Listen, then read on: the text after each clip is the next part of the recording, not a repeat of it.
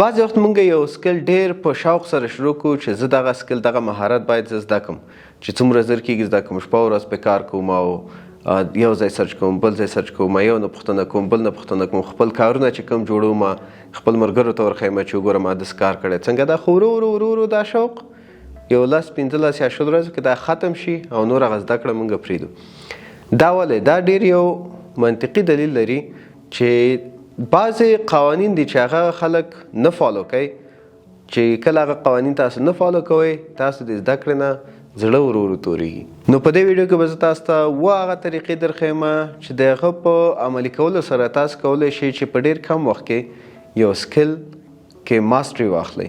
اول learn the fundamentals right. دا یو عنوان ځان سره ولیکئ. مطلب چې کوم بنیادي کارونه دي یا کوم بنیادي عملونه دي سټپس دي هغه باید صحیح یاد کړئ. تاسو مثلا که بلډینګ جوړول که موږ وګورو بنیادي جوړول شی دي دا سټرکچر اچول دي او دا خښتې جګول دي نور خو رنګ او روغانه دا بعد کې راځي. که دغه خښتې جوړول خښتې ایښودل تا نه وي زده نو نور بلډینګ ټول فضول ده چې هر څونه ته جوړ کې خرابېږي. اول ته باید دا خښتې ایښودل سټپ بای سټپ زده کړئ چې څنګه په لیول باندې راشي. دقسې یو سکل کې هم بنیادي او اساسي دا شیان دي چې تر اخره پورې په کار راځي. که سنوکر ګیم مثلا وګورو بنیادي سټپس شی دي چې ته څنګه ودرېږې څنګه لاس کې دی څنګه سټیک ونیسې دا ټول د اساسي شیان دي. که دا یې تا زده وي یا صحیح طریقې سره د زده کړي وي نو ورو ورو مخکې چې ځې ډیولپمنټ کوي تکړه کېږي پکې. او که دا یې تا نه وي زده چې څومره هم ته 3 کاله 4 کاله سنوکر کوه تا ګیم کې هېڅ فرق نه راځي. دقسې په ویب ډیولپمنټ کې هم که تا د بیسکس زده وي HTML کې د صحیح کار کړی اوسي او سټپ بای سټپ د ټول زده کړي اوسي دغسې ورو ورو په CSS کې چې کوم بنیادي شیان دي نو ورو ورو ته دې کې ډیولپمنټ کې خپل اختراګانې پکې راولي. که دا یې تا نه وي زده نو ته چې هر څومره مخکې کار کوې ته به بیرته هغه بنیادي شیان دپاره انټرنیټ سرچ کوې یا ګوګل به سرچ کوې نو تا سکلز نه ډیولپ کېږي. دویم چې کوم سکل تاسو غواړئ زده کړئ هغه په برخو باندې وویشئ. مثلا که تاسو بعض ویډیوګانو کې سرکس والا څوک کتلی اوسي داسې 10 دانې یا 15 دانې یا 8 دانې توپونه داسې اړتېږي یو لاس سره نیسي بل سره اړتېږي. دا که موږ ټرای وکړو که اول نه 8 دانې 9 دانې توپونه راواخلو چې یو کالم ته کوشش وکړي ډېر په سختۍ ته به ډېر غټ نابغه اوسي چې ډایرکټ هغه زده کړي نو چې کې دا په برخو باندې وشي. اول 2 توپه اخلي 2 اسانه دی یو داسې کوه بل باچوه بیا 3 دانې کوي چې 2 کې ښه ایکسپرټ شي 3 دانې بیا 4 دانې داسې ورو ورو چې ته څومره توپونه زیاتې ته بیا کولی شي. که موږ چیرې یو سکل راواخلو په برخو یې ونه ویشو او ډایرکټ زده کړه شروع کوو یو دفعه یو ځای کې ګورو زده کوو بل دفعه بل پوینټ زده کوو بل دفعه بیا ټاپ ځو بیا لاندې راځو دې طریقې سره یو سکل نه زده کېږي. دا یې چې کله تا ته اسانه درس راځي کله تا ته سخت درس راځي ته یو دا مې زده کوو اسانه کې بیا سخته چې زه والا دا څومره سخته بیا بیرته اسانه زده کوي بل دفعه چې سخته ځي تا زړه وهي چې یار وایي دا نه زده کېږي مانه. نو کوشش وکړئ چې یو سکل په برخو باندې وویشئ بیا برخه باندې تاسو کار وکړئ چې اول دا برخه زده کوئ بیا دا دویم دا دریم دا. دریم سټپ یو کوچ ده. که ته تا کوم دوست اوسي ډېر تکړه اوسي هغه کار کې یا کوم استاز لرې هر څوک چې ته باید یو کوچ ولرې چې ته بیرته کوم کار چې کوې هغه ته ور وښیې او فیډبیک ته نه واخلې چې آیا ما دا کار صحیح کړی ده او که غلط کړی ده نو هغې فیډبیک د طریقې نه ته کولی شي چې خپل خامیانې پیدا کړي او خپل چې کوم پلس پوینټونه دي هغه باندې پوه شي چې دغه کارونه مې ډېر ښه دي دغه کارونه مې خراب دي دغه باندې باید زه لږ نور کار وکړم.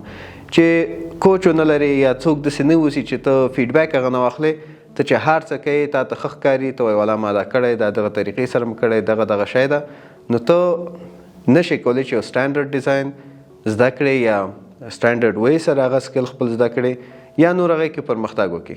کوم چې خپل ستا فکر ده همغه فکر به مخکې وړې بعضې وخت هغه فکر صحیح زیاتره وخت هغه فکر صحیح نه وي ولې چې ته ډېر شیان باندې نه پوهېږې ناپوهۍ نه هغه کار کوي او تا ته هغه ښه ښکاري. نو دریم پوینټ دا ده چې ته باید یو کوچ ولرې چې هغه نه ته فیډبیک واخلې خپل کار ورښیې چې دا کار ما صحیح کړی ده او که خراب پکړی. څلورم ډیر انټرېسټینګ پوینټ دی چې زیاتره خلک په همدغه پوینټ کې ګیر دي. یو سکل چې کله وایي زده کړم نو هغه هر ځای کې په سرچ کوي. انټرنیټ کې یوټیوب کې سرچ کوه شپه ورځې، یو شی سرچ کوي بل شی سرچ کوي. دغه شی ستاسو سکلز د کولو کې ډیر زیات نقصانات مخکې کوي. اول دې ته انفارمیشن اوورلوډینګ وایي. ته هغه شیان زده کړې چې تا ته اول ضرورت دي. ستا مثلا د اول صنف درس نه ده زده، ته د شپږم اتم صنف درس سرچ کوې هلته چې کوم ته سرچ کوې تا ته همغه راځي. ته اوس نه پوهېږې چې اول کوم ده شپږم کوم ده.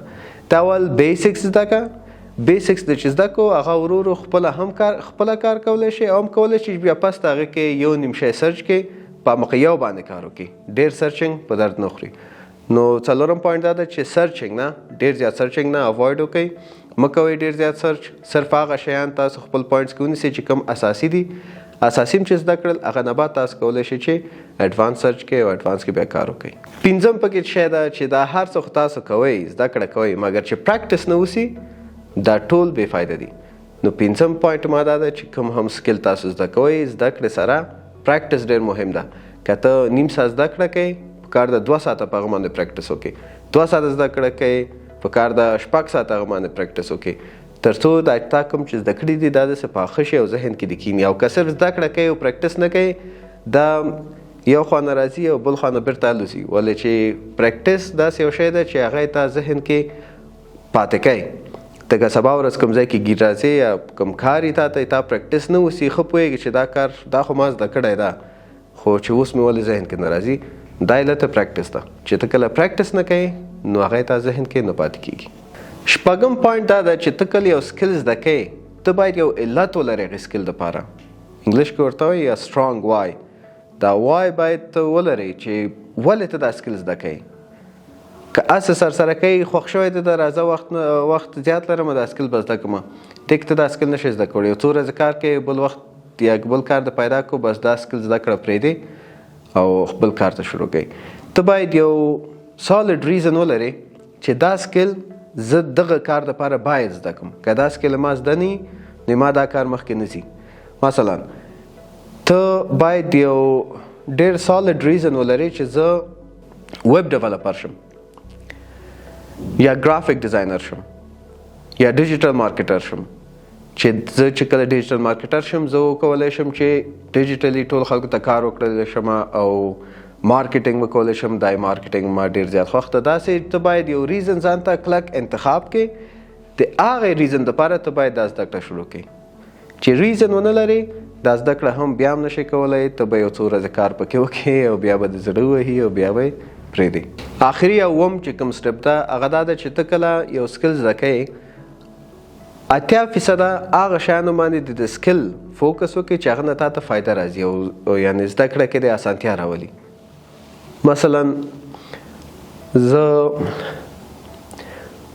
مثلا یو سکل ده هغه کې داسې شیان دي چې تا ته ضرورت نشته چې اوس زده کړې، بعد کې هم زده کولی شي.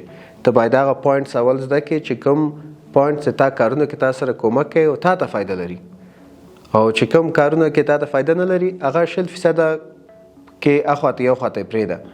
نو چې کوم کارونه تا ته کوم درس او کوم پوینټس چې تا ته فایده لري هغه 80% کې ځان سره وساته. نو کوشش کوه چې کوم شیان پوهېږي نوټ کړه چې دا شیان دي دا ماته ډېر فایده کوي او دا زده کړه هم ضروري ده. ولې چې دا شی زه زده نه کړم دا نور پوینټونه ماته پاتې کېږي. 80% کې واچوه. او چې کوم پوهېږي دا ماته اوس فایده نه لري هېڅ امکان نه لري چې هغه فایده ونه لري که نه، خو اوس دا فتن مثلا ماته ضرورت نشته چې دا زده کړم دا ته 0% کې واچوه. نو دې طریقې سره ته کولی شي چې یو سکل هغه پوینټونه زده کړې چې کوم تا سره ډېر کومک کوي، دې سره ډېر زر ته امپروف کېږي.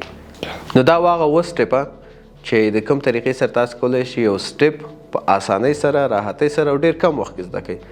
که چیرې دا سټیپس هم فالو کړل نو مطمئن یم چې یو سکل زده کولو کې به تاسو سره ډېر ښه یو پلس پوینټ وي. او که فالو هم نه کړل نو څنګه چې ما وویلې شروع به کوئ اخره کې به بیا پرېږدئ منځ کې، نو اخره پورې به لاړ نه شي. که چیرې دا سکلز پوهېږئ چې مفید دي نو کولی شئ خپل دوستان سره شریک کړئ. که چیرې پوهېږئ دا ویډیو مفیده وي کولی شئ همدا خپل دوستان سره شریک کړئ. او کچېرې مونږ یوټیوب چینل هم نوي سبسکرایب کړی نوي لایک کړی نور ویډیوګانې کتل دپاره تاسو کولی شئ مونږ یوټیوب چینل سبسکرایب کړئ بیل آیکن باندې کلیک کړئ چې نور ویډیوګانې مونږ باخبر اوسئ. ډېره مننه.